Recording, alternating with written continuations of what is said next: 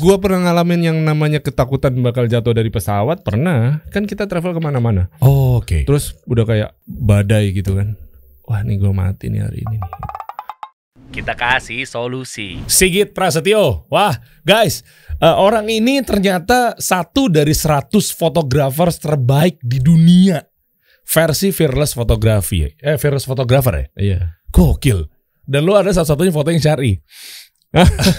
Dulu.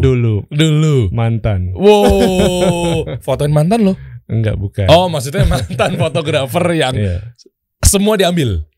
Sekarang udah gak ngambil gitu kan? Iya, dulu gue nih awalnya adalah wedding photographer. Oke.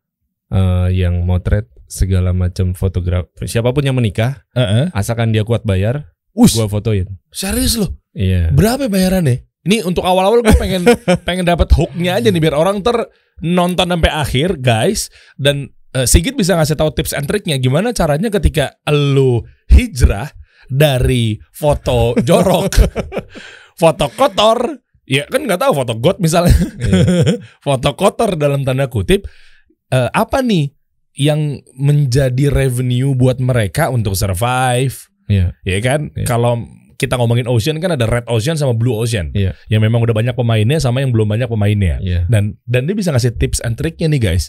Sehingga lu nggak main foto jorok lagi tapi udah bisa dapetin income insya Allah. Iya. Iya kan nanti lo bahas di belakang ya kira-kira apa aja ya. Waktu itu lu ngambil yang serempangan berapa ya duitnya? Asal kuat bayar gue kayak terpanggil dengan kalimat lo yang tadi deh. Buat satu highlight saja ya. Oke, ini waktu yang masih foto bule, wedding yang masih internasional gitu kan? Gue pernah diundang ke motret di Afrika. Wow. Terus yang gue motret pergi bertiga. Kita naik Emirates. Karena wedding yang gue foto orang India. Karena wedding India itu panjang banget. Gue bisa tinggal di sana 14 harian. Motretnya 7 harian. Oke. Dibayarnya lebih dari 3 digit gitu waktu itu. Lebih dari sampai muncrat gue. Lebih dari 3 digit. Iya. Hah? Depannya 1 apa 2? Ya mungkin kayak sekitar hampir, gue lupa ya, sekitar 180-an juta. Wow. Foto doang. Iya, foto doang. Yang cuma tinggal jepret doang. Iya, itu bahasa semua orang tuh kayak gitu. Lah motret kayak gitu Mas, kenapa mahal? Cuma tinggal jepret doang gitu. Dia pikir kita motret pakai karet. Oh iya, jepret doang. Ya. Emang gak dipikirin segitiga exposure-nya gitu kan? Iya. 180 juta lo kerja selama hampir waktu itu 7 harian motretnya. 7 hari, sisanya lo mungkin jalan-jalan. Ya, terus gue jalan-jalan kayak ngelihat zebra lari-larian. Lo foto juga? Enggak, ya kayak kita experience ya. Oke. Kita pergi ke hutan kan di Afrika. Ada ratusan zebra berlarian, kita naik jeep gitu. Wow. Iya, itu kayak apa ya? Mantep gitu. Lo fotoin Eto'o sama Patrick Mboma gak? Enggak. Oh enggak. Kenapa sih? Orang tua ya. Orang tua ya. Taunya pemain bola yang zaman itu ya. Iya. Taribo West gak lo fotoin juga? Sadio Mane dong sekarang. Ya yang ngeri. 180 juta 7 hari. Cuan, kenapa lo cabut dari dunia itu? Iya. Setelah, jadi waktu itu gua ini ya, perjalanan spiritual. Oke.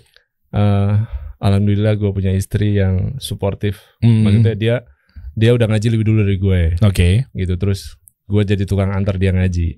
Oh, oke. Terus Gojek posisi lo di situ. Kata lo tukang antar. Iya. Gojek kalau nggak Grab paling. Terus mulai motret 2005. Terus gue berhenti motret wedding yang gue membuat gue pergi kemana aja itu sekitar tahun 2017. Itu waktu itu gue umur 40 tahun. Kan kalau kita belajar Islam tuh di umur 40. Nah, gue tuh nggak sengaja tuh gue ngeliat postingan istri gue tentang itu gitu. Oke. Mungkin kode. Gue tanya enggak sih. Dia nggak merasa menyentil gue enggak. Tapi itu tiba-tiba ada di feed gue gitu. Terus gue nggak sengaja kayak lagi tiduran terus gue baca gitu. Kayak tiba-tiba aja gitu ngerasa ada transisi nih. Gue harus berubah sekarang atau kan ngeri ya cerita tentang 40 tahun itu kan. Iya, lo jadi bener atau lo jadi begitu seterusnya gitu kan. Ya lo bayangin ketika lo foto mungkin tiba-tiba pas lagi foto maksiat gitu terus Allah cabut nyawa lu. Gue pernah ngalamin yang namanya ketakutan bakal jatuh dari pesawat. Pernah. Kan kita travel kemana-mana. Oh, oke. Terus udah kayak badai gitu kan. Wah nih gue mati nih hari ini nih gitu. Terus gue berdoa gitu. Temen gue lagi asik pada ngorok di samping gitu, gue berdoa. Terus ibu-ibu di samping gue juga berdoa juga sama gitu. Kenapa turbulensi itu? Iya.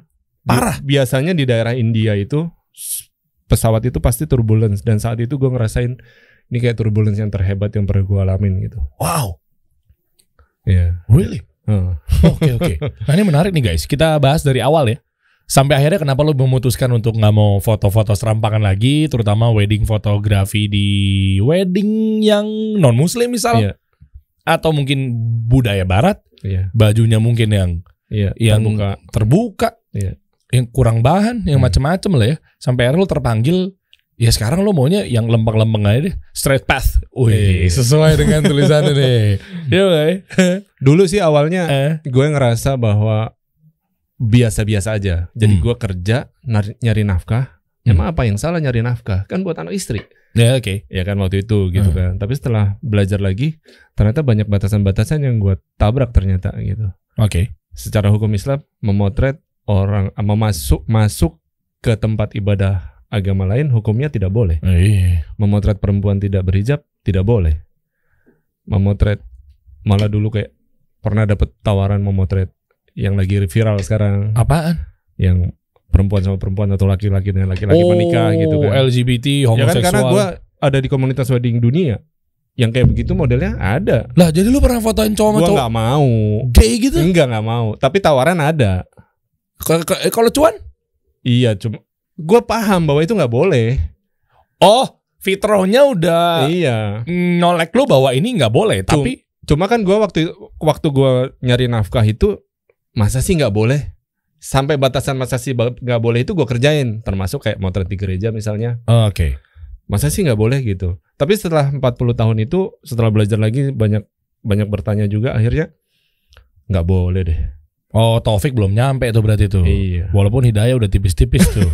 Iya. Meskipun gue motret party ya, habis-habisan party udah kayak jam 3 pagi, gue gak minum bir juga, gak ngikut juga. Tapi ternyata gue mensiarkan. Itu yang gue gak tahu sekarang. Waktu itu gitu. Lo motretin foto orang mabok tapi keren, membuat orang-orang jadi pengen mabok juga kayak mereka, supaya lo fotoin lagi, kan gitu. Iya. Git, nanti wedding gue ada after partinya, foto after party lo tuh keren gitu. Gue mau difotoin kayak gitu juga. Iya kan? Oke. Iya, bisa jadi tadi dia nggak ada after party.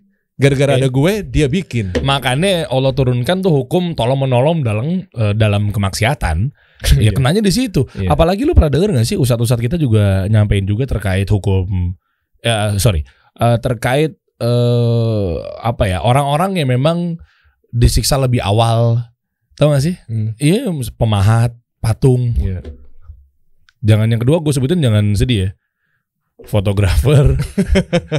Lah iya bener.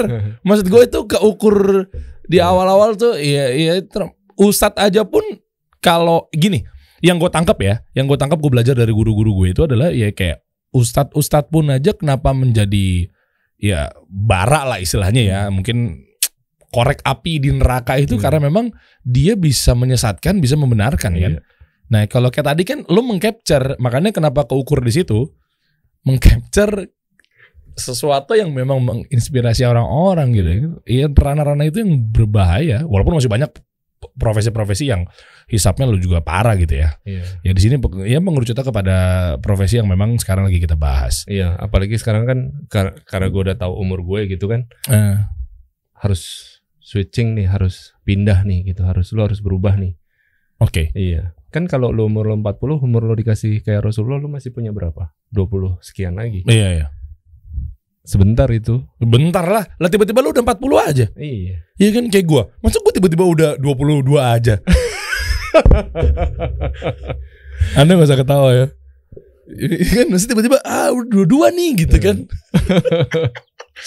Ya kan? Enggak. Maksudnya 22 tuh beberapa tahunnya lalu gitu maksudnya.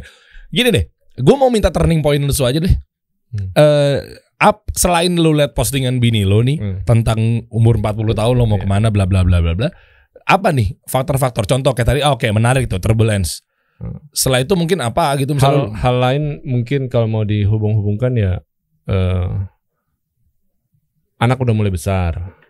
Oke, berapa anak paling gede? Paling gede sekarang, kalau sekarang sih umur 16. Berarti waktu itu umur 12. Oke. 5 tahun lalu umur 11 kan waktu gue mulai berhenti gitu. Mereka lebih banyak butuh waktu buat bapaknya, dari bapaknya. Oke, iya dong. Nah waktu itu kan gue sering travel kan. Ya, terus kalau anak-anak ini gue nggak ada di situ ya minimal bapaknya ada lah gitu. Meskipun gue juga nggak helpful amat sekarang pun gitu. Oke. Tapi ya minimal anaknya tahu bapaknya, kenal bapaknya gitu. Terus gue juga punya banyak waktu sama istri gue sekarang gitu. Banyak yang hilang. Mungkin secara nominal hilang angka di uangnya, tapi secara hal lain gitu ya. Perasaan lebih tenang, perasaan lebih sabar.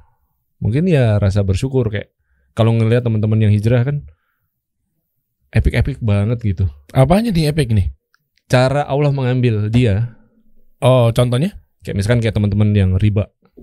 Oke. Itu dia sampai harus diambil 2 anaknya dulu. Oh, oke. Baru dia sadar. Atau ada satu teman gue yang sekarang di Bandung dia debt collector. Harus diambil dulu sampai hampir nyawanya diambil juga. Hartanya, uangnya semua diambil, termasuk mobilnya yang dia pakai hari itu. Terus dia ada di rumah sakit, hampir diambil nyawanya. Wah, serius loh? Iya, transisinya kayak begitu gitu. Nah, gue kan bukan termasuk yang transisinya kayak gitu, yang nggak Allah tegur secara langsung. Harusnya lebih bersyukur dong. Nah, itu yang gue syukuri gitu. Ternyata gue nggak perlu ngadepin kondisi-kondisi yang sulit-sulit amat, tapi insya Allah gue udah lebih mendekat gitu.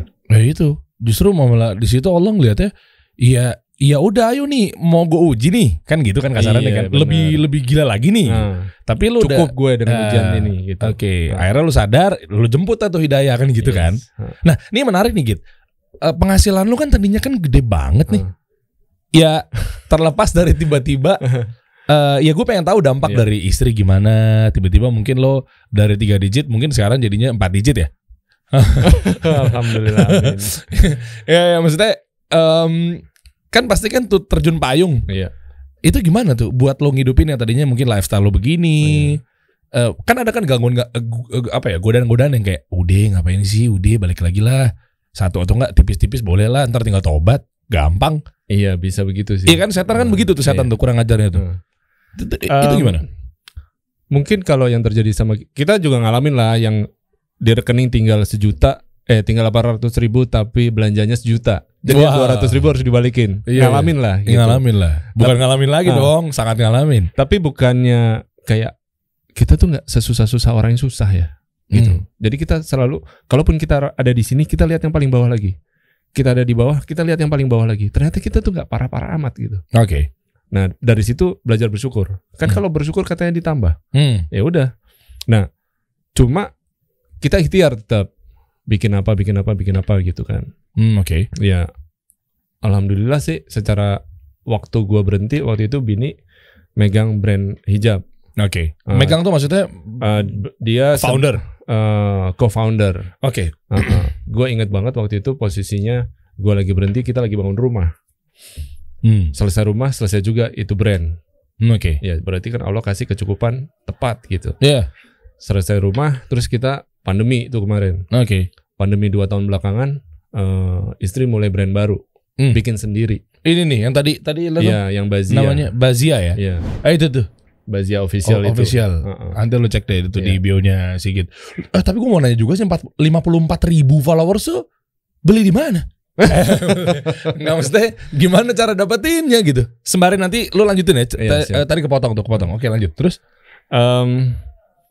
ini salah satu yang akhirnya membawa switching ya dari kan kita, sebenarnya rezeki itu udah ditakar kan. Iya. Tinggal cara masuknya dari pintu yang mana.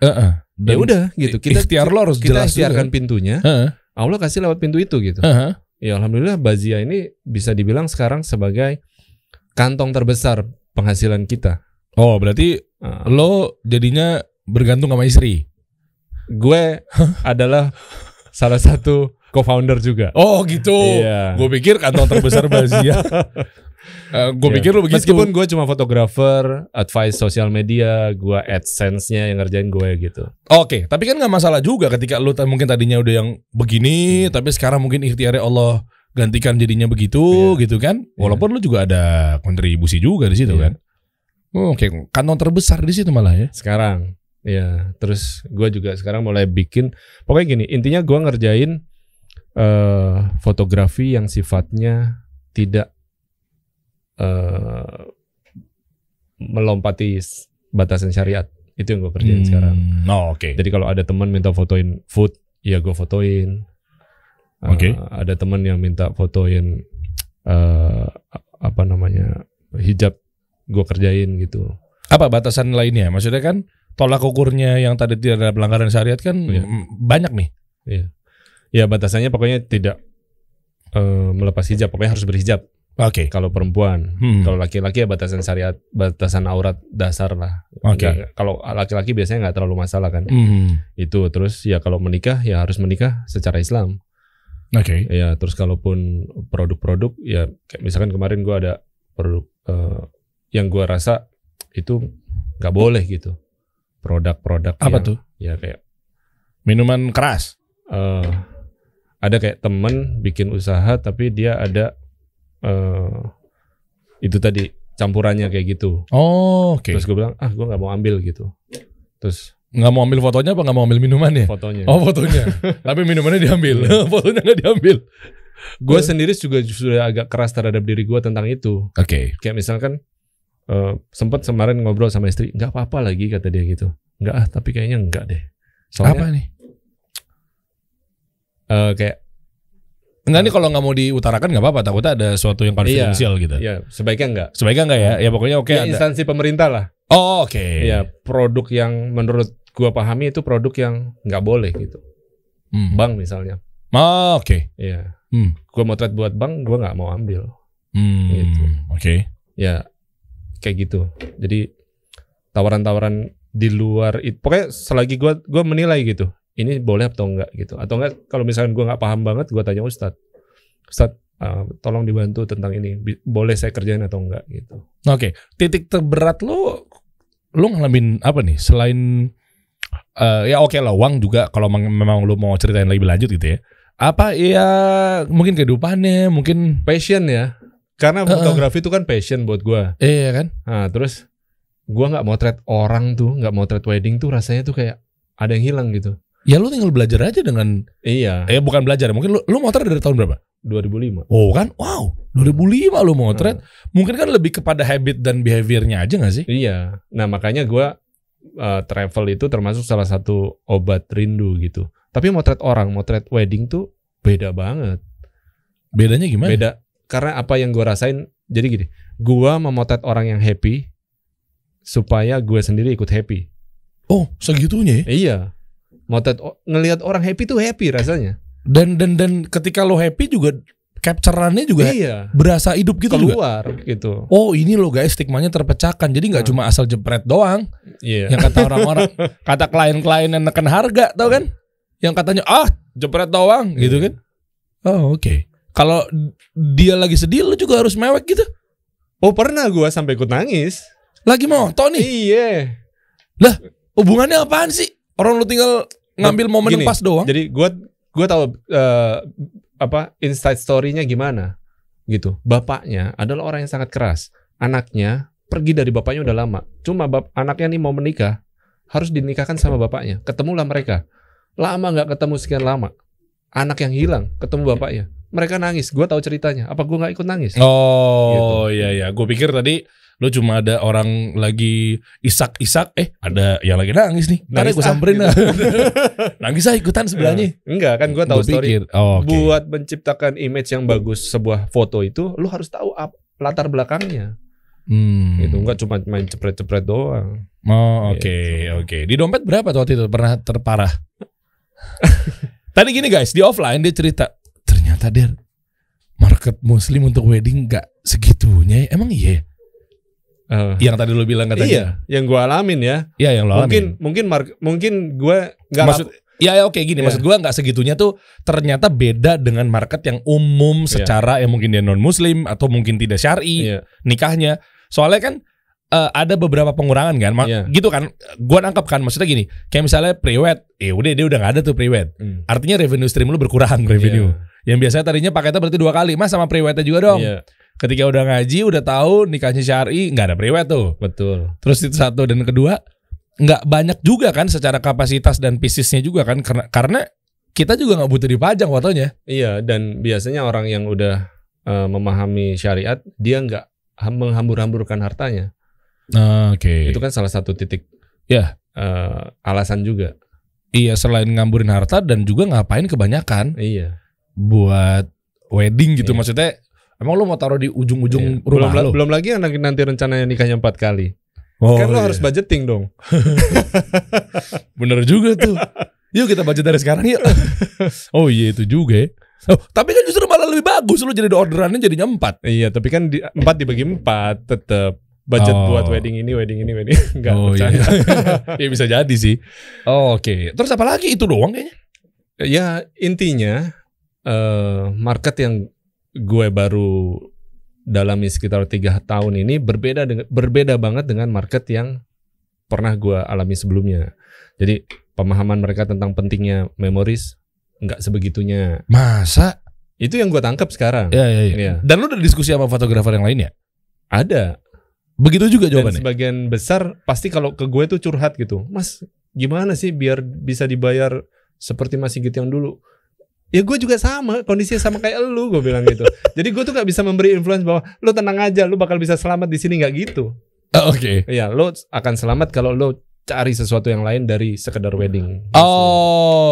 Artinya solusinya lu harus cari revenue baru. Iya, lu kan tetap pengen jadi fotografer. Lu pengen ada di situ terus.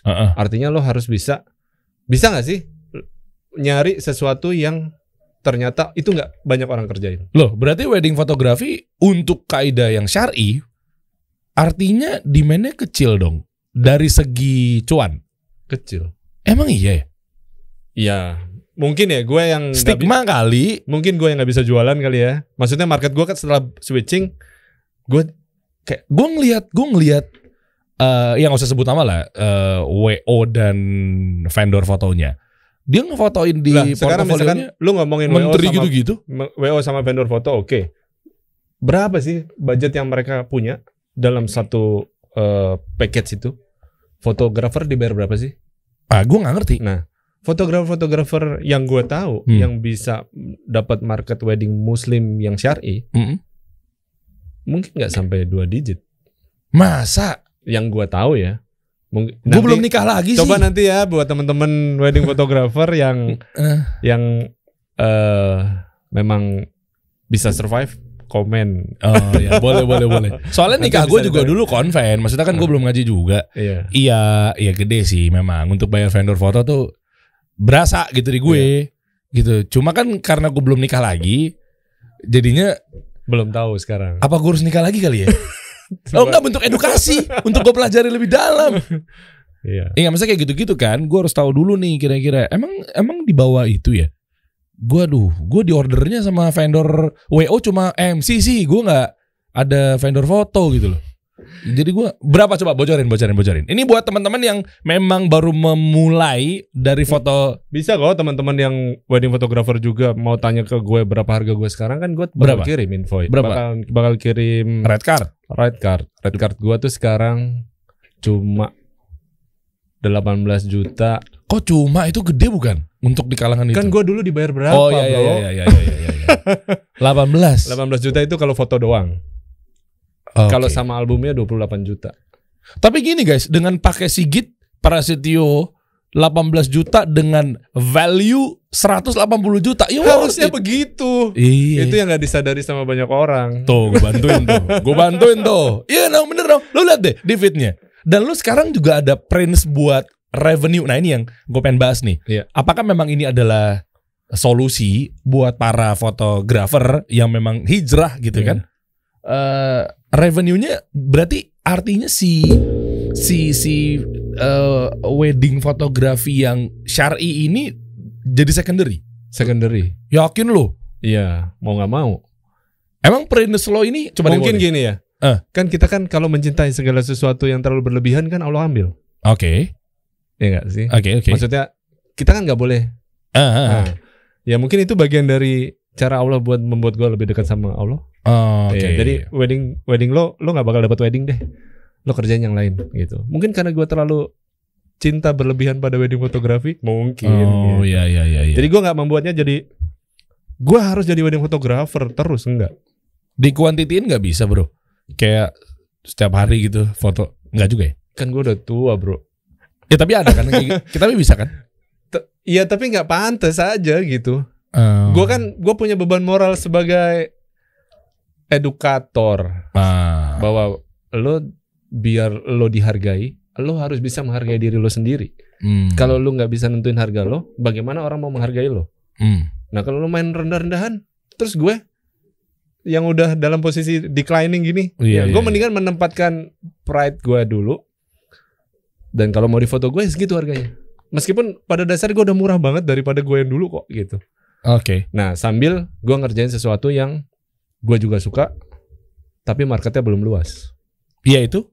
Gue ngerjain foto prints yang dipakai buat keluarga-keluarga Muslim buat jadi pajangan. Itu ada demand deh? Ternyata ada. Jadi gue hampir jalanin ini mungkin baru sekitar 4 bulanan lah. Emang revenue ini bisa lebih besar daripada wedding fotografi? I never know. Kalau gue nggak jalanin terus. Karena kan mungkin sekarang gue udah bisa ngeprint sekitar 1000 prints. Udah. Iya, tadi kan lo bilang katanya kalau di wedding fotografi yang Muslim syar'i itu kan jadi secondary atau layering lah ya. Nah artinya kan lo pasti kan ada siasat untuk primary.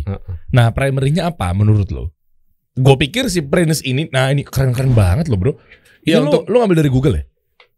Iya Google beli dari gue. Maunya gitu. Iya benar ya. Ini keren-keren banget asli, Masya Allah. Wow. Ini lo retouch lagi gak sih? Ya kalau retouch basic lah. Wedding photographer pasti retouch. Apa di Photoshop? Photoshop. Coba bawa lagi deh Dan. Wow. Terus. Ini Turki nih. Iya. Ini. Jadi gue partneran sama beberapa travel. Oke. Terus gue motret buat mereka juga buat perjalanan travelnya. Mostly kan travel Muslim. Tempatnya kemana aja sih travel Muslim? Ya kalau nggak Mekah, Madinah, Turki, terus Aqsa. Ya Aqsa. Terus dari foto-foto yang gue pernah pergi ke sana itu gue jadiin portfolio yang akhirnya membuat mereka, Git lo ikut gue deh, gitu. Nah setelah pandemi ini, gue baru pergi pertama kali kemarin sama ada salah satu punya temen. Gue bikin konten buat dia, gitu. Nah sambil bikin konten itu, gue juga bikin konten buat gue. Nah hak foto sendiri bisa jadi hak gue. Jadi, nah itu enak. Iya, jadi mulai dari situ sekarang gue mulai jualan lagi, gitu. Gue pergi, foto yang gue hasilin bisa gue jual. Oke. Berarti enak dong ya, nggak melulu harus pergi terus. Bukan, nggak melulu cuan doang yang dirasa. Kan lu juga bisa umroh gratis kan? Yes. Nah iya dong. Iya. Ini kan salah satu Allah kasih dari rezeki yang tak duga-duga. Mungkin waktu itu lu bayangin nih. Sekarang berharap umroh Ramadan gue kemarin. Wah pengen banget umroh Ramadan gitu, udah ngomong. Akhirnya ada teman yang nawarin, lo mau pergi umroh Ramadan gak? Bikin konten buat gue gitu. Wish, Masya Allah. Wah mau banget gue bilang, 18 hari kemarin. Oke. Oh kok panjang? Kan berangkat sebelum 10 hari terakhir, pulang setelah Syawal hari ke-5. Oh dan juga ada ini gak sih? Ada cek antigen apa sih? Sekarang PCR. udah nggak ada ya? Nggak, gue pikir lo yang berangkat yang pas era kemarin Syawal kemarin. Syawal ya, oke, nice. Umroh Ramadan 10 hari terakhir sama Syawal. Kita ngomongin Prince nih ya. Iya. Artinya dengan sambung lagi mengenai ini, demand-nya ternyata ada dan ini masih blue ocean deh, belum ada pemainnya ya. Lo bisa cari siapa fotografer di Indonesia yang jualan Prince konten Islami. Siapa di Indonesia? Iya lagi. Iya lagi. Nah terus sekarang jadi gue zaman dulu tahu dong kayak misalkan Denik Sukarya. Itu kayak fotografer landscape yang jualan prints sampai punya galeri. Nah iya. Terus yang pasti semua fotografer tahu Darwis Triadi misalnya. Itu juga kalau dia jualan prints oke banget harganya, tapi dia nggak ngerjain kayak gini. Kenapa alasan dia? Lebih ke model aja, Om Ya gue Darwis? nggak tahu juga deh. Oke. Gitu. Tapi market ini ternyata ada gitu. Setelah gue coba tawarin lewat Instagram doang, ternyata banyak banget yang mau beli gitu. Oke, ini tapi gini, lawan lo kan nantinya kan digital. Yes. Kayak mereka bisa nemuin di Unsplash. Lo udah pikir ke sana belum? Mereka bisa nemuin di platform-platform, apalagi sih pencarian foto-foto menarik. Pexel. Nggak semua orang yang semudah itu buat naruh sesuatu di dindingnya dia. Dia pasti maunya karya seseorang. Nangkep gue. Ya kan? Oke, jadi kalau ngomongin si platform-platform ini juga bukan berarti dia menjadi competitive landscape ya? Enggak. Oke. Ya kan gue juga udah nyoba. Jadi maksudnya setelah gue ada di ranah harus mencari yang lain, gue juga udah submit foto gue di stok. Ternyata enggak juga. Stok kalau lo punya foto 10.000 pieces mungkin baru aman berasa ya gitu. Gue punya temen dia terima sekitar mungkin 3-4 juta per bulan. Itu dari dengan 1.000 pieces? 10.000 pieces foto. Wow. Gitu. Tapi kan gue gak mau foto gue dijual sembarangan. Gue artis. Gitu kan egonya kan. Iya. Tapi kan cuan. Iya cuan. Tapi kan kalau misalnya gue jual sendiri kan lebih enak. Dan orang appreciation-nya lebih tinggi. Iya. Ya. Mana lo tahu misalkan ada orang dari Aceh minta foto lo dicetak ukuran 80-120 di kanvas. Mau dipajang di rumahnya. Iya, terus pakai ada tanda tangan gue gitu. Itu kan sebagai seorang artis, sebagai seorang fotografer itu sampainya di sini gitu. Perasaan happy, pride itu ada gitu. Nggak cuma foto gue ditaruh di shutter terus di stok terus diambil orang, gue nggak tahu orangnya siapa gitu. Beda rasanya. Emang Shutterstock tuh sekecil itu ya cuannya? $0.25 setiap foto yang di-download dengan ukuran normal ya. Kalau yang gede mungkin bisa dapat sekitar $10. Loh kok gue pikir gede loh gitu. Ya kan gedenya itu potongannya buat mereka lebih banyak juga. Iya. Ya kan gue juga punya community yang gue urusin yang ngambil produk dari Shutterstock, dari FreePix. Kita bayar. Kita boleh download sepuasnya, tapi kita cuma bayar sekian buat gitu. Iya, membership ya. Kerjanya membership ya. Kan membership misalkan $200. Lu bisa download ribuan. Iya, kalau lo member unlimited kan? Iya. $200 setahun. Berapa yang dikasih ke fotografer yang kebagian ke download? Oke. Tetap kecil. Yang gua tahu Shutterstock tuh salah satu yang terbesar tuh cuma $0.25. Oke. Gue nggak dalamin banget sih ternyata begitu. Mungkin kalau NFT ya. Kan lo sempat ngebahas NFT ya. Dan lo mau masukin? Enggak. Sekarang terjun payung bro. Gue mau cash keras aja. Iya. Udah nggak jelas tuh. Bitcoin kemana-mana. Ethereum. Mau aja dibong-bongin lo pada. Yang apa Luna itu kan? Ngeri. Itu dia. Duit berapa miliar tinggal. Iya, siapa yang beli Jack Dorsey Twitter? Iya kan, beli berapa ratus miliar, sekarang cuma berapa 4 juta, 8 juta. Sian hidupnya. Iya. Mungkin dia duitnya banyak kali. Ya nggak tahu juga sih. Nah, terus achievement tadi 100 Fearless Photographer bla bla itu menurut apa lah? Lu kan masuk di situ kan. Sekarang peringkat ke 60. Berapa ya segituan lah ya. Itu apa tuh di situ? Maksudnya dampaknya ngaruh gak sih sebenarnya? Kalau di komunitas wedding photographer dunia ngaruh. Ya, orang tuh pengen beli yang paling mahal. Itu ada. Karena pride buat dia. Iya, karena ya lo sekarang kalau lo biasa pakai barang branded, lo nggak mungkin cari fotografer yang nggak branded. Iya. Ya udah, jadinya salah satu poin terbesar buat seorang fotografer itu lo harus punya achievement di ranah apapun. Ya meskipun lo fotografer muslim wedding, tapi lo punya kondisi yang tidak nyaman pun, lo tetap masih bisa compete di sana sebenarnya. Cuma bedanya buat lo ada di sana kan lo tetap bayar membership segala macam. Oh, jadi subscription gitu ya? Oh, oke. Lo waktu submit pun lo tetap bayar juga. Lagi itu. Iya. Nah, ini kan lebih menangin pride kita sebagai seorang artis. Lo dibandingin sama fotografer lainnya, akhirnya dari ribuan lo ada di top 100. Apa lo nggak hebat? Oh, oke. Gitu. Oke, dan buat trust juga, buat social proof juga ya. Iya, waktu itu begitu. Nah, tapi balik lagi ke market yang gue punya sekarang nih, itu kayak nggak penting-penting gitu. Apaan sih itu? Gitu. Tadi aja gue pas gue liatin, ini apa sih maksudnya? Iya. Emang ngaruh ya gitu. Gue pikir, ya mereka kan ya memoris iya, tapi kan kayaknya nggak concern kesana banget sih. Iya. Nah terus gimana cara solusinya buat teman-teman kita yang udah pada ngaji? Foto-fotonya selain revenue tadi tuh, oh ya itu gue mau bahas juga mengenai Prince itu dimensinya apa, yang kayak gimana pemandangannya, apakah memang melulu tanah suci atau memang apalah, gue nggak ngerti. Itu gimana mungkin biar bisa survive gitu? Kan lo udah survive banget nih. Enggak juga sih. Tapi intinya gini, Kita kasih solusi.